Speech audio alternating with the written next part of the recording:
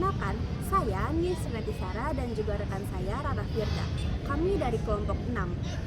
Di sini kami sedang ada penugasan tentang wawancara pada mata kuliah Keterampilan Berbahasa Produktif bagian berbicara. Kami memilih topik peran karya sastra dalam membangun kesadaran sosial. Maka dari itu kami memilih narasumber Ibu Rahayu yang merupakan guru bahasa Indonesia di SMA Negeri 97 Jakarta. Beliau sudah mengajar bahasa Indonesia dan juga berkecimpungan di sastra Indonesia selama kurang lebih 30 tahun. Wawancara ini akan membahas tentang peran sastra dalam membentuk kesadaran sosial, strategi pembelajaran literasi di era digital, serta perkembangan literasi di Indonesia. Assalamualaikum warahmatullahi wabarakatuh. Halo semuanya, nama saya Rara Firda bersama dengan rekan saya Nesri Retisara. Pada kesempatan kali ini kami ingin mewawancarai guru dari SMA Negeri 97 Jakarta sebagai guru bahasa Indonesia. Tepatnya pada mata kuliah kami yaitu keterampilan berbahasa produktif bagian membaca. Oke Ibu, izinkan saya mewawancarai Ibu ya. Baik. Untuk pertanyaan pertama, seberapa besar peran karya sastra dalam membuat orang lebih sadar terhadap isu-isu sosial yang ada di sekitar mereka? Baik, terlebih dahulu saya perkenalkan, nama saya Ibu Rahayu. Saya mengajar bahasa Indonesia di SMA Negeri 97 Jakarta, khususnya di kelas 11 dan 12. Tadi ada pertanyaan berkenaan dengan peran sastra berkaitan dengan isu-isu sosial, perannya. Baik, kita tentunya mengetahui bahwa karya sastra itu ada 3 jenisnya, ada yang berbentuk prosa, berbentuk puisi, dan juga berbentuk drama. Berkenaan dengan karya sastra yang ada kaitannya dengan perannya dalam kehidupan sehari-hari yang berkaitan dengan isu-isu sosial, tentunya perannya sangat besar sekali. Mengapa demikian? Karena dalam karya sastra tentunya seorang penulis, khususnya misalnya mungkin di bidang prosa, ketika dia akan membuat sebuah cerita, entah itu bentuknya cerita pendek atau novel dan lain sebagainya, penulis sastra tersebut memiliki peran yang cukup luas dalam mengaplikasikan hal-hal yang kaitannya yang tentunya ada nilai-nilai yang ingin disampaikan kepada khalayak ramai melalui cerita yang dia buat. Dalam hal ini apa perannya? Perannya sungguh sangat besar sekali, karena ketika kita pembaca sastra atau penikmat cerita membaca cerita yang tadi ditulis oleh sang penulis, tentunya di dalamnya kita akan mendapatkan nilai-nilai yang terkandung. Tidak hanya itu, juga mendapatkan pesan yang ingin disampaikan. Nah, melalui pesan itulah dari tokoh yang ada dalam cerita, dari karakter yang ada dalam cerita tersebut, dari alur yang ditampilkan, itu menjadikan suatu wadah, suatu kesempatan untuk kita mampu mendapatkan hal yang terdapat pesan moral yang ada dalam cerita tersebut. Itu adalah salah satu bentuk peran besar sebuah karya untuk bisa mengaplikasikan tersebut. Terima kasih atas jawabannya Ibu. Pada pertanyaan kedua, pada saat pembelajaran bahasa Indonesia sendiri, di mana biasanya Ibu mengaitkan karya sastra dengan kesadaran sosial pada siswa? Baik, mengkaitkan materi sastra dengan kesadaran sosial. Tentunya tadi berawal dari kita mengenal 3 jenis karya sastra yang ada dalam materi pembelajaran. Misal saja saya berada di materi tentang drama.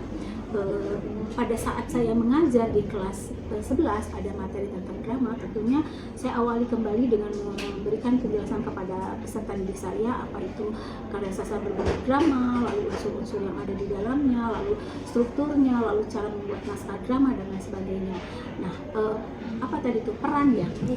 Perannya ketika kita memberikan kebebasan kepada peserta didik untuk membuat sebuah teks drama yang nanti akan ditampilkan, kita memberikan kebebasan namun diberikan rambu mengenai isu-isu sosial yang ada, sehingga nanti mereka bisa berkarya membuat sebuah pementasan drama yang mengangkat satu isu sosial, namun akan beragam karena saya memberikan kebebasan kepada mereka memilih sesuatu yang memang mereka ingin sampaikan lewat pementasan drama, sehingga melalui itulah saya mengaplikasikan ilmu tersebut, pembelajaran tersebut, sehingga ada kesadaran kepada siswa bahwa oh iya, dari cerita ini ketika si tokoh A berkarakter demikian, maka dia akan mendapatkan hal yang seperti yang digambarkan dalam ceritanya. Mereka ada kesempatan juga untuk untuk menganalisis teman yang lainnya, sehingga teraplikasikanlah apa yang harus disampaikan tanpa tidak disengaja. Isu-isu itu dibahas oleh mereka dan mereka tampilkan dalam sebuah bentuk gitu.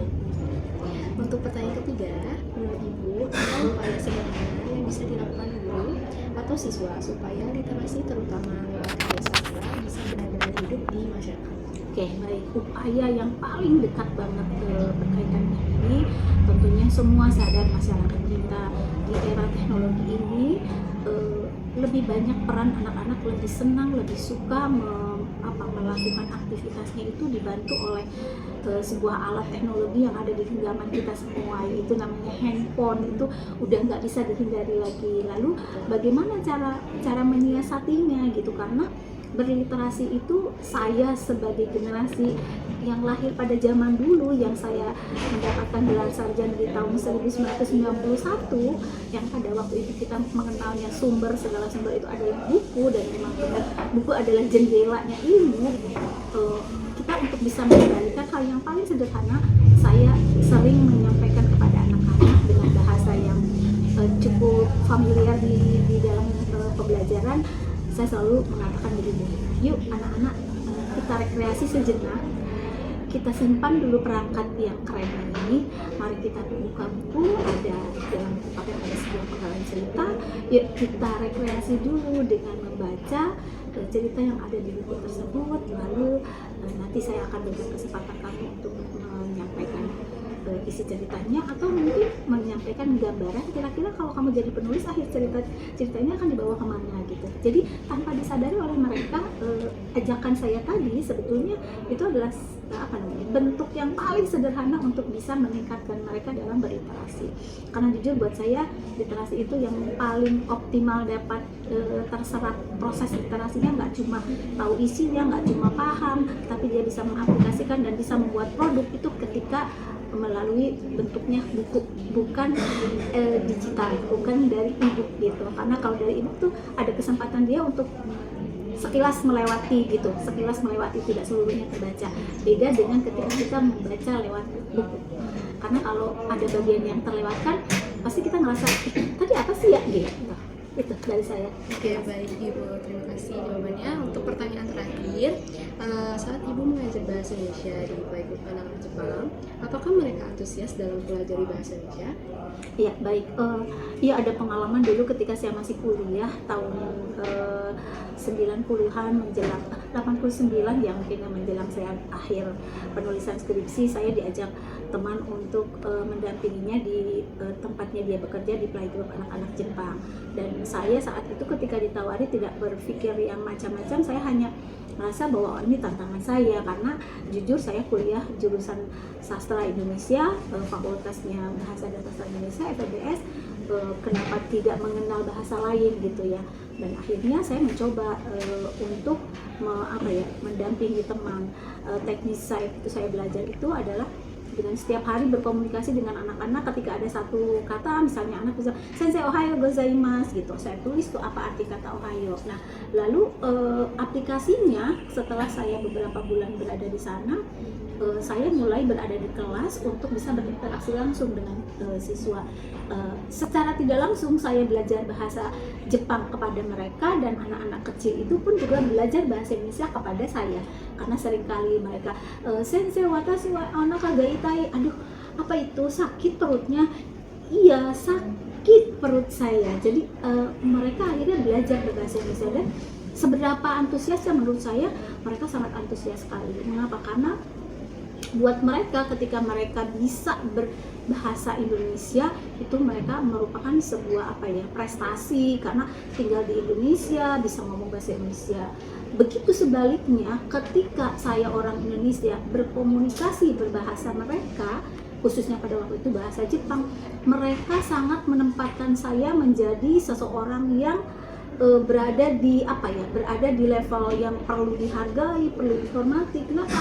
Karena menurut mereka nih lawan bicara saya bisa berbahasa mereka gitu. Jadi itu yang saya rasakan berbeda ketika kita bisa berbahasa Inggris, pergi belajar di luar negeri, lalu mereka kembali ke Indonesia atau pada saat di sana banyak di antara kita yang nggak kagum dengan bahasa Indonesia, malah lebih kagum mereka menggunakan bahasa asingnya gitu.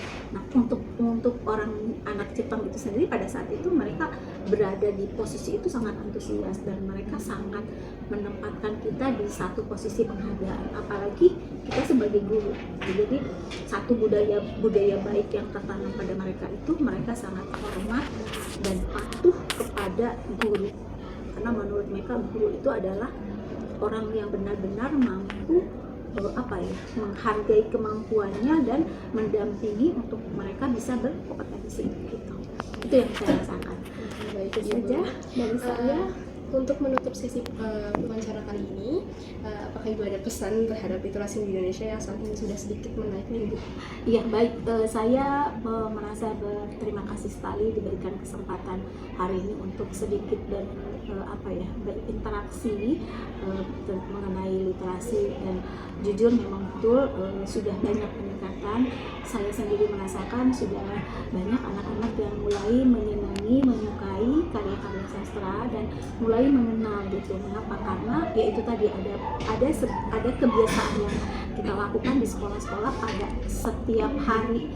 Itu ada di kami itu seminggu 3 kali, ada di hari Rabu, Jumat, dan Selasa kalau tidak salah. Di pagi hari mereka melakukan literasi, dan itu kita arahkan mereka membawa buku novel yang mereka suka, buku sastra yang mereka suka, dan itu merupakan cara yang sudah diterapkan, sebuah kebiasaan di hampir seluruh sekolah, sehingga makin meningkat cara berliterasi anak-anak sekarang. Dan berliterasinya sekarang anak nggak cuma membaca dan memahami isi dari apa yang dia dapatkan, mereka mencoba mengkreasikan ide, gagasan, dan pikirannya untuk menciptakan sesuatu. Karena berliterasi itu nggak cuma paham dan tahu isinya gitu, harus teraplikasi menjadi sesuatu yang ini loh hasil literasi aku gitu. Ketika yang dibaca tentang kewirausahaan, dia menumbuhkan ide gagasan untuk menjadi seorang wirausahawan yang hebat. Ketika dia membaca tentang teknologi informatika, dia akan tumbuh sebuah keinginan untuk menjadi seorang ahli IT gitu. Jadi itu hasil dari literasi, dan itu sekarang sudah tertanam, hanya tinggal bagaimana pengelolaannya agar terus meningkat. Mungkin ada upaya dari pemerintah atau dari sivitas akademika itu sendiri gitu, dan ini menjadi salah satu ajang juga sehingga mahasiswa jadi tahu di lapangan seperti apa. Itu dari saya pesannya. Salam literasi dari saya sebagai guru bahasa Indonesia di 97. Jadikan kegiatan literasi memberdayakan dan menguatkan kita untuk menjadi seseorang yang berkualitas. Terima kasih. Kesimpulannya, sastra berperan strategis dalam membentuk kesadaran sosial melalui prosa, puisi, dan juga drama yang menumbuhkan empati serta kepedulian siswa terhadap isu-isu sosial. Tantangan literasi digital diatasi dengan strategi kreatif agar buku fisik tetap dihargai. Sementara, program Lintas Budaya menegaskan bahwa literasi tidak hanya memahami bacaan, tetapi juga menghasilkan karya sastra. Sehingga perkembangan literasi di Indonesia bergerak dari konsumsi menuju produksi yang lebih bermakna. Sekian dari kami, kurang lebihnya mohon maaf. Wassalamualaikum warahmatullahi wabarakatuh.